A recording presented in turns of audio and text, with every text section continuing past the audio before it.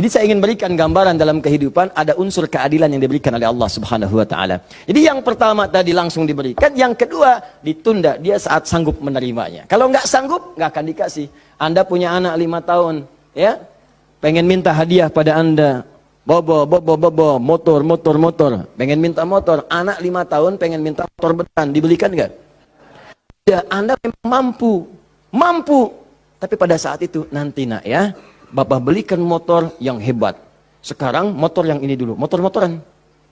Setelah itu dia siap 2 tahun, 3 tahun, 4 tahun, 10 tahun ke depan diberikanlah motor itu. Apa karena Anda tak mampu memberi? Tidak, karena dia belum siap.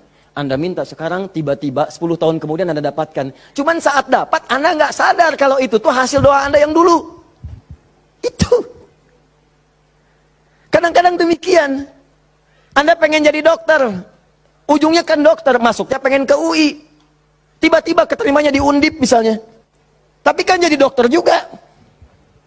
Anda pengen proyek yang besar, dikerjakan sekarang, nggak dapat, doa belum terkabulkan. Tiba-tiba 10 tahun kemudian, dapat proyek yang besar, yang nilainya ternyata diakumulasikan 10 tahun ke belakang. Itu doa Anda. Kalau pengen bukti lebih dalam, betapa banyak orang tua yang berdoa sejak anaknya masih dalam kandungan. Pengen ini, pengen itu, dikabulkan setelah anaknya 20 tahun dia keluar dari kandungannya. Itu kan hasilnya.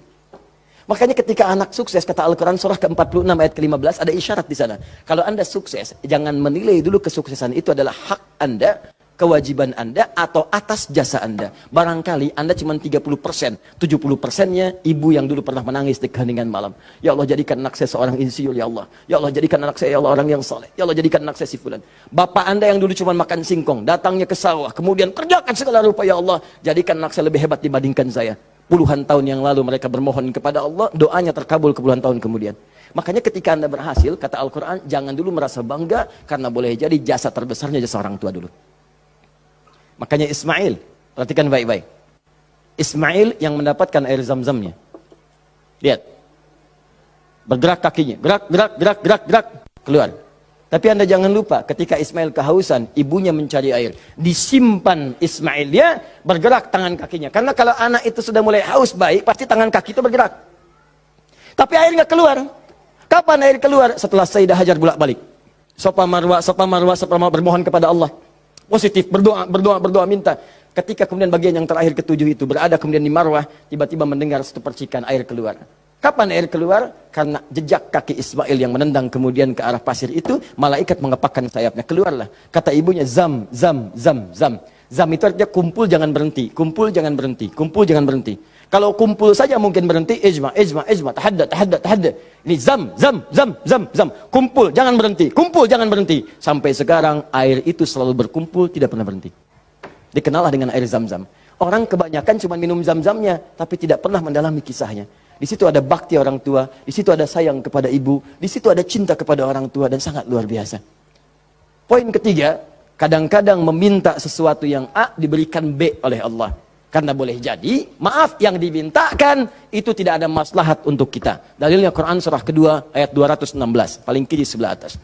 Kutiba alaikumul qitalu wa huwa kurhul lakum. Diwajibkan bagi kalian berjihad, berperang dalam konteks perang, medan perang. Tapi ada juga konteks umum dengan rumus tafsir al-ibratu bi umumil lafzi la bi khususis sababi. Kalau ada lafaz dalam Al-Qur'an jangan dikhususkan pada sebabnya, sepanjang konteksnya umum. Perang terbesar, perang melawan perasaan kita. Perang melawan hawa nafsu. Perang melawan negative thinking, kadang-kadang negatif kepada Allah. Kenapa saya ya Allah? Kenapa ini enggak berakhir ya Allah? Kata Allah, "Hei, asa an takrahu syai'an fa huwa khairul lakum." Boleh jadi kamu enggak suka, tapi ini yang terbaik buat kamu. Kamu kan enggak tahu kapan wafat. Bukankah kalau saya belum kabulkan kamu rajin tahajud? Kamu rajin puasa? Kamu rajin baca Al-Quran? Kamu kemana aja selama ini? Mau wafat masih sibuk dunia. Saya pengen yang terbaik untukmu sampai pulang ke akhirat. Dipaksa untuk mendapatkan itu. Kadang-kadang kamu pengen yang ini dunia, ini nggak bagus. Kamu pengen direktur, kamu maksiat banyak nanti di sana. Cukup level manajer saja. Wa asa an tuhibbu syai'an fa huwa syarrul lakum. Kadang-kadang yang ideal yang dipengenkan itu enggak bagus kata Allah. Kenapa? Wallahu ya'lamu wa antum la ta'lamun. Karena Allah tahu masa depan engkau tidak. Anda punya anak 5 tahun sakit dia, kata dokter jangan makan apel. Jeruk boleh enggak, Dok? Boleh. Maka anak itu merengek, "Mama, pengen apel." Kata mama, "Jangan, enggak bagus. Apel, dibelikanlah jeruk." "Ini kan jeruk, Mama." "Bukan, Nak, ini jeruk rasa apel." Paham? Nah, jadi ini yang pertama, sifat doa itu kalau diminta pasti dikabulkan. Tapi ada segelintir orang yang ketika memohon ternyata tidak mendapatkan bagian itu. Apa persoalannya? Perhatikan, hadisnya sahih. Sampai Al-Imam An-Nawawi mencantumkan ini dalam salah satu hadis di Al-Arba'innya. Thumma dzakara rajula. Awas, hati-hati. Yutilus safara. Thumma dzakara rajula yutilus safara asy'atha aghbara. Lalu Nabi mengisahkan tentang seorang lelaki yang menempuh perjalanan panjang sampai tampilannya penuh debu. Ya, bahasa Inggrisnya kurang lebih the kill of the kumel. Ya. Jadi udah banyak debu lah ya dalam dirinya. Awas ya, yamuddu yadaihi ila sama, lalu mengangkat tangannya ke langit, ngangkat tangan.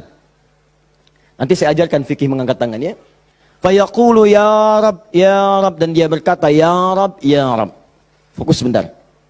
Orang ini kisahnya itu punya permohonan yang sangat berat ingin disampaikan. Penting permohonannya. Sangat pengen dijawab. Lalu dia melihat cara doa cepat dikabulkan, diantaranya ada tiga. Ada tiga. Satu, doa dalam perjalanan. Perjalanannya perjalanan pada ketaatan, bukan maksiat. Awas hati-hati, bukan perjalanan maksiat. Dan bukan jalan-jalan biasa. Awas hati-hati. Kau mau kemana? Mau ke Hawaii? Titip doa ya. Doa orang safar kan dijawab. Tuh yang umrah, yang haji, gitu kan? Ya, itu yang dimintakan. Mohon, minta. Tapi kalau yang perjalanan maksiat tidak. Bro, mau ke mana? Las Vegas, titip doa ya. Itu belum dimohon dan ditolak. Ya, belum dimohon. Jadi, satu, menempuh perjalanan panjang. Kedua, orang yang mengangkat tangan. Jadi usahakan nanti saat berdoa itu biarkan mengangkat tangan. Nanti ada fikihnya. Ada yang cuma satu jari misalnya, ya, saat khutbah Jumat khatib ada.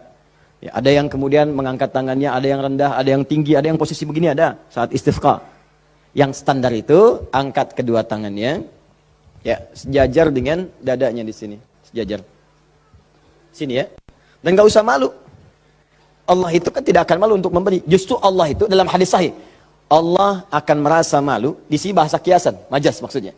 Membiarkan seseorang yang mengangkat tangannya, kemudian dalam keadaan hampa, artinya tidak menjawab doanya. Dia ada seorang bertanya kepada Rasulullah, ya Rasulullah, bagaimana seorang berdoa mengangkat tangannya? Kemudian Nabi mengatakan, bagaimana menurutmu kalau ada seseorang meminta kepadamu menengadahkan tangannya begini?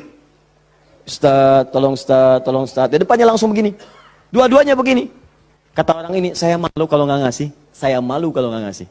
Maka kata Nabi, Allah lebih merasa malu. Karena Allah itu sifatnya lebih dalam dibandingkan dengan hamba. Rahmannya, rahimnya, pemberinya, wahabnya. Kata Nabi, Allah lebih merasa malu ketika membiarkan seorang mengangkat tangan memohon dan meninggalkan dalam keadaan hampa. Ya, jadi Anda mengangkat, itu biasanya sejajar dengan dada di sini yang standar. Kalau saya biasanya mendekatkan seperti ini dan menggabungkan di antara jemari di garis-garis yang ada ini. Kan garis kita itu kan ada garis kan, kanan kiri. Ya, biasanya kalau saya mendekatkan begitu kemudian menyatukan dan meluruskan lalu bermohon kepada Allah. Ya, nanti ada lagi fikih yang lain menghadap kiblat dalam keadaan berwudu ada, tapi poinnya mengangkat tangan. Ya, standarnya mengangkat sejajar dada. Boleh seperti ini renggang boleh. Mau dirapatkan seperti tadi boleh. Ya, saya memilih untuk yang merapatkan. Ya, silahkan bebas. Yang penting di sini ada dalil mengangkat tangan boleh saat berdoa.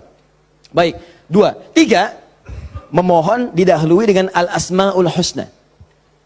Memohon didahului dengan al-asmaul husna.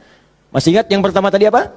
Safar, perjalanan jauh. Kedua, mengangkat tangan. Ketiga, dibuka atau didahului dengan al-asmaul husna. Ya, awas fokus. Dalilnya apa? Langsung dari Al-Quran dan Sunnahnya.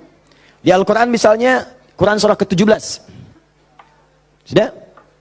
Dari ayat 110-nya. Ketika Allah sampaikan, Qul id'ullaha awid'ur rahman ayyamma tad'u falahul asmaul husna. Ada? Paling kanan, agak sedikit ke tengah. Qul id'ullaha. Hei, kalau kamu punya kebutuhan, panggil Allah. Panggil Allah. Bukan panggil dukun, bukan panggil paranormal, bukan panggil yang macam-macam. Panggil Allah, minta, karena Allah sudah janji.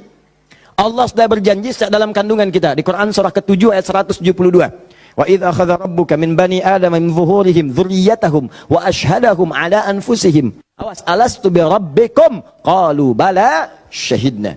Ketika Allah mengambil perjanjian pada setiap anak cucu Adam. Awas hati-hati, sejak dalam masa kandungan, ditafsir di Al-Arba'in, di hadis Nabi riwayat Abu Abdurrahman Abdullah bin Mas'ud radhiyallahu ta'ala anhu. Awas, nomor 4 posisinya di Al-Arba'in. Paling kiri sebelah atas.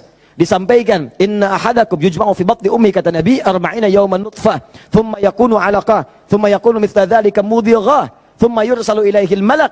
Awas, fayanfukhu fihi ar-ruh wa yaktubu bi arba'in wa yu'maru bi katbi arba'in. Ya bi katbi rizqihi wa ajalihi as'idun huwa am syaqiyun. Awas, hati-hati. Dalam usia 4 bulan ditiupkan nafasnya. Awas, masuk ruhnya, ditiupkan ruh, bernafas dia, ditetapkanlah 4 hal, terjadilah perjanjian pada saat itu. Perjanjian pertama, alastu bi rabbikum, apakah engkau berikrar mau menjadikan aku sebagai Rabb? Siap. Apa? Kenapa menyebut Rabb? Padahal Allah bisa mengatakan begini, alastu ilahakum, alastu rahmanakum, tapi Allah mengatakan alastu bi rabbikum, bukankah aku Rabbmu? Rabb tidak disebutkan kecuali mengandung sifat rububiyah. Rububiyah itu perawatan, pengawasan, perhatian. Sifatnya yang paling pendek disebut dengan murabbi. Karena itu guru orang tua disebut murabbi. Karena orang tua memperhatikan, orang tua merawat. Kalau tanpa batas, perawatannya cepat, perhatiannya dalam, hilangkan kalimat mimnya, muncullah kalimat Rabbnya. Maka Allah disebut dengan Rabbun. Kalau kita meminta, Allah lebih cepat pemberiannya dibandingkan dengan hamba.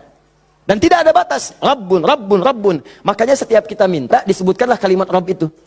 Silahkan cek, setiap permintaan ada kalimat Rabbnya. Rabbana atina fid dunya hasanah wa fil akhirati hasanah wa qina adzabannar. Rabbana zalamna anfusana rabbighfirli wa liwalidayya la yukallifullahu nafsan illa laha ma wa 'alaiha mak Rabbana la tu'akhidna in nasina aw akhtana. Jadi kenapa disebutkan kata Rabb itu memberikan isyarat, seakan-akan mengatakan begini, maukah engkau berikrar menjadikan aku, bersaksi aku sebagai Tuhan, nanti yang saat engkau hidup aku akan perhatikan kau. Aku akan berikan kebutuhanmu. Aku akan sembuhkan kalau sakit. Aku akan penuhi apa yang kau minta. Akulah Rabb. Dengan sifat rububiyahnya. Makanya setiap Anda minta, Rabb, Rabb, Rabb, Rabb, Rabb, Rabb. Jelas? Saya kembalikan. Ketika Anda memohon kepada Allah, dahulukan dengan al-asmaul husna. Qulidu'ullah. Panggil Allah. Minta. Kalau ada masalah minta. Ya Allah, ya Allah. Maaf ya. Bukan bikin status. Bukan bikin status. Diuji dengan musibah yang dibikin status. Aku tidak menduga akan seperti ini.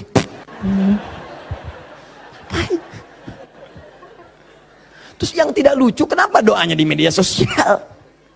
Doa itu di mihrab, doa di kamar, doa di masjid, bukan doa di Facebook. Ya, doa di Instagram, doa di Facebook. Aminkan ya, like. Apa yang mau dicari? Udah minta yang betul. Minta yang mohon dengan khusyuk. Mohon, Quran surah 7 ayat 205. Wadhkur rabbaka fi nafsika tadarruan wa khifatan wa dunal jahri minal qaul. Kalau butuh sesuatu, sebut nama Allah dalam jiwamu. Bukan dalam media sosialmu. Bukan di WhatsAppmu. Bukan di Instagrammu. Online-kan hatimu dengan Allah. Minta dalam jiwamu dengan penuh ketundukan. Dengan penuh kepasrahan, dengan penuh harap. Mohon ya Allah, ya Allah, ya Rabb, minta. Sebut namanya bagaimana, ya Allah. Atau yang kedua Ar-Rahman. Atau, nah ini rumusnya, ayyamma tad'u, atau kapanpun kamu ingin panggil, minta sama Allah, falahul asma'ul husna. Carilah nama-nama terbaik yang Allah miliki sesuai dengan kebutuhanmu. Jadi Allah itu telah memberikan nama bagi dirinya sesuai kebutuhan kita. Panggil dengan nama itu. Misal ya, maaf. Anda terkait rezeki nih, mau bekerja, pengen rezeki yang berkah. Panggil namanya ya Allah. Sambungkan dengan nama Asmaul Husnanya. Ya Allah, Ya Razzaq. Teman-teman yang kuliah di kampus, di sekolah, besok mau ujian atau mau masuk sekolah belajar pertama, supaya diberikan ilmu yang dalam. Ya Allah, Ya Alim. Allahumma faqihni fid din, wa alimni ta'wil. Ya Allah, Ya Alim. Rabbi zidni ilma, warzuqni fahma. Ya Allah, Ya Alim. Punya ujian berat. Ya Allah, Ya Sabr. Diganggu di pekerjaan, di aktivitas. Ya Allah, Ya Malik, Ya Jabbar. Minta. Dan jangan semua harus disebutkan. Nanti yang tidak dibutuhkan jadi muncul.